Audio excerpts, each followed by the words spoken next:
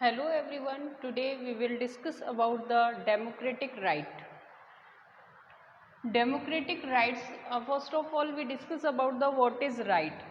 Rights we can claim in a court or the people can be claimed they are called right. हम ऐसे कोई भी अधिकार, rights means अधिकार जो कि हम कहीं भी हमारे कोर्ट में अगर हमारे ये वायलेंट होते हैं तो हम कोर्ट में जाकर इनके अगेंस्ट में क्लेम कर सकते हैं, that is called right. Now why do we need the rights. अब जो राइट्स हैं वो क्यों दिए जाते हैं डेमोक्रेटिक के अंदर, क्यों ज़रूरी हैं, उससे पहले राइट्स जो हैं वो क्यों ज़रूरी हैं. और it is ensure the dignity and security of the people and fair play of the all citizens, कि सारे सिटीजन्स को डिग्निटी और सिक्योरिटी रहती है, कि सिक्योर होते हैं कि इन फ्यूचर उनके ऊपर कोई भी वायलेंट नहीं हो सकता, ना ही वो अपनी आज़ादी से और फ्रीली वो एक जगह से दूसरी जगह रह सकते हैं.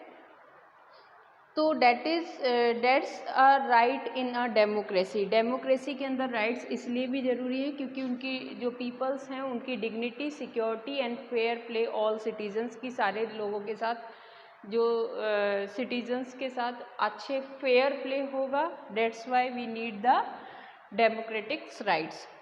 डेमोक्रेटिक राइट्स की ज़रूरत क्यों पड़ती है? तो डेमोक्रेसी को सस्टेन करने के लिए, कि डेमोक्रेसी हमेशा बनी रहे, उसके लिए राइट्स की ज़रूरत होती है. साथ में हमें सब लोगों को पता है democracy is rule by the people, for the people, to the people. तो जो डेमोक्रेसी है उसके अंदर right to be elected to government, यानी जो राइट्स हैं डेमोक्रेसी के अंदर वो राइट टू वोट, कि हमें गवर्नमेंट बनाने का अधिकार है. तो गवर्नमेंट बनाने का जो राइट है वो हमें राइट टू वोट मिला हुआ है. तो इट मीन्स जो गवर्नमेंट बिना राइट के हम बना ही नहीं सकते, इसीलिए हमें राइट्स की ज़रूरत है. Express view and take the part of political. Right to expression जो है वो डेमोक्रेसी के जितने भी पॉलिटिकल पार्टीज़ हैं उन पर व्यू रखते हैं, और हम अगर वो कोई भी गलत काम कर रहे हैं तो हम उसमें उसकी एक्टिविटी का अपोज भी कर सकते हैं. इसलिए भी हमें कि कहीं पर पॉलिटिकल जो पार्टीज़ हैं वो अपना मनमर्जी का कोई काम ना करें, इसलिए हमें राइट टू एक्सप्रेस होना और जो राइट्स हैं वो ज़रूरी हैं. अगर राइट्स के अंदर राइट्स इसलिए भी ज़रूरी हैं कि कभी मेजॉरिटी डोमिनेंट ना हो जाए माइनॉरिटी के ऊपर. अगर मेजॉरिटी डोमिनेंट होती है माइनॉरिटीज़ के ऊपर तो माइनॉरिटीज़ वाले जो लोग हैं, पीपल हैं, वो उनके राइट्स जो हैं, जो फंडामेंटल राइट्स हैं, जो बेसिक राइट्स हैं, वो छिन जाते हैं, वायलेंट होते हैं. और right to place of higher then, जितने भी राइट्स हैं उनको गवर्नमेंट से ऊपर रखा गया है, जिससे कि गवर्नमेंट उनके ऊपर कोई छेड़खानी ना कर सके, उन्हें वायलेंट ना कर सके. इसीलिए राइट्स जो जितने भी राइट्स हैं वो सारे के सारे गवर्नमेंट से ऊपर हैं. Now we will discuss about the what are the rights, fundamental rights, की जो बेसिक राइट्स हैं जो इंडिया में हम सब लोगों को मिले हुए हैं वो कौन कौन से हैं. तो हम सब लोग जानते हैं कि हमारे 6 फंडामेंटल राइट्स हैं, तो हम उनके बारे में डिस्कस करेंगे. 6 फंडामेंटल राइट्स कौन कौन से हैं. तो जो 6 फंडामेंटल राइट्स हैं उनमें सबसे पहला जो राइट आता है, right to equality. Right to equality. Right to equality means without discrimination of the sex, race and birthplace, religion, gender, all are equal. कि बिना किसी जेंडर के, बिना किसी कास्ट के, बिना किसी रंग भेद के सब लोग इंडिया के बराबर हैं. एंड जो कास्टिज़म इंडिया में देखा गया उसके लिए अनटचेबिलिटी टोटली बैन की गई. तो विदाउट एनी डिस्क्रिमिनेशन,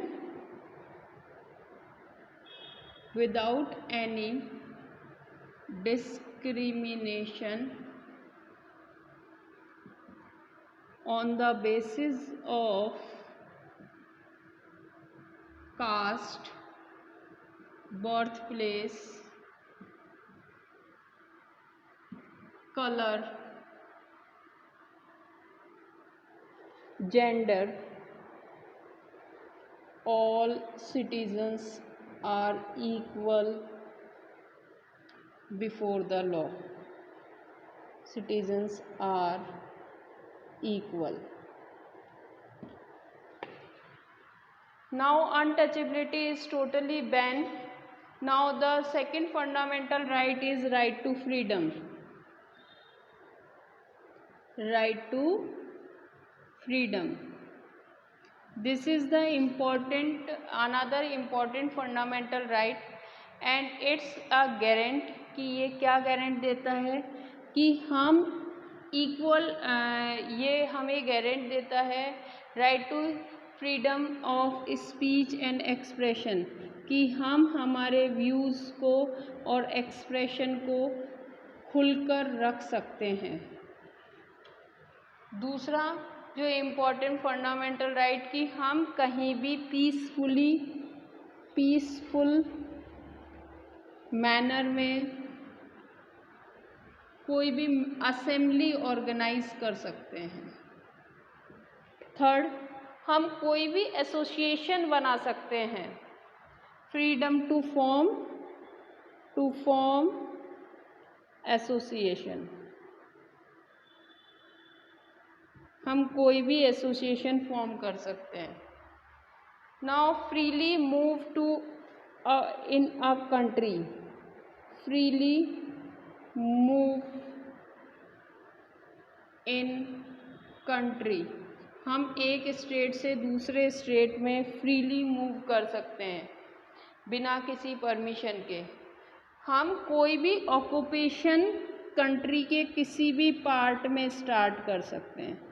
तो these all are the right to freedom. ये जितने भी राइट्स हैं ये सारे के सारे गारंट्स करते हैं राइट टू फ्रीडम के अंदर, कि हम हमारे व्यूज़ को एक्सप्रेस कर सकते हैं, पीसफुल मैनर में असेंबली कर सकते हैं, कोई भी एसोसिएशन ओपन कर सकते हैं, फ्रीली मूव कर सकते हैं इन कंट्री में, और कहीं भी कंट्री के किसी भी पार्ट में कोई भी ऑक्यूपेशन स्टार्ट कर सकते हैं। अब आता है हमारा नेक्स्ट जो फंडामेंटल राइट है वो, that is right against exploitation. Right against exploitation. Right against exploitation में कॉन्स्टिट्यूशन प्रोहिबिट करता है अंडर 40 बेगार, आप किसी से भी फ्री ऑफ कॉस्ट वर्क नहीं करवा सकते हो, यानी किसी से भी ज़बरदस्ती और फ्री ऑफ सैलरी वर्क नहीं करवा सकते हो। चाइल्ड लेबर आप नहीं करवा सकते हो। Child labour means under 14 years के कोई भी बच्चे से आप वर्क नहीं करवा सकते हो, that is totally prohibit. Right against exploitation के अंदर बेगार is totally prohibited, child labor is totally prohibited, and traffic of human, यानी जो पहले ह्यूमन का जो इंसानों की बेचना और ख़रीदना होता था वो भी टोटली बैन है। तो these are the right against the exploitation. Now next one is right to freedom religion. Right to freedom religion, हम कोई भी इंडिया में रहकर कोई भी रिलीजन अडॉप्ट कर सकते हैं और उसे प्रैक्टिसाइज कर सकते हैं।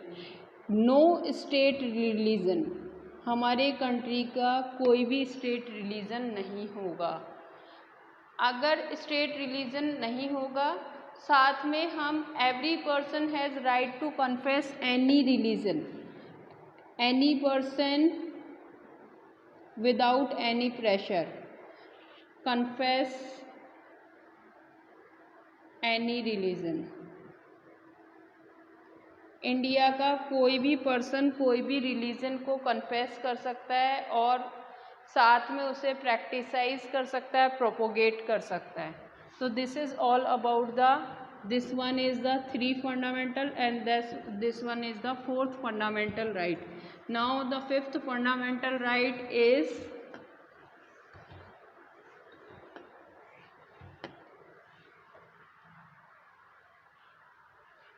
cultural and education right. Cultural and education right. Cultural and education right means कि कंट्री में माइनॉरिटीज़ अपनी लैंग्वेज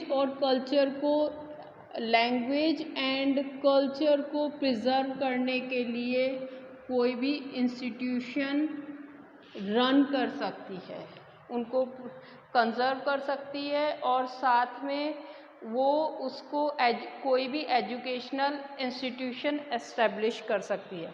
यानी जो माइनॉरिटीज़ है वो अपनी लैंग्वेज और कल्चर को कंजर्व कर सकती है, उनको ये राइट है.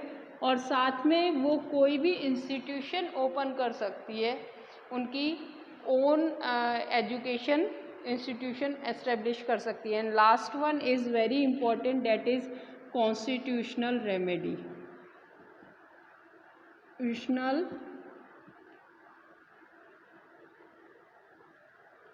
Constitutional remedy. कॉन्स्टिट्यूशनल रेमेडीज़ में इंडिया में ये राइट है कि वो कोई भी अगर ऊपर वाले 5 फंडामेंटल राइट्स को अगर कोई भी वायलेंट करता है तो everyone can move to court, यानी वो डायरेक्ट सुप्रीम कोर्ट तक भी जा सकता है.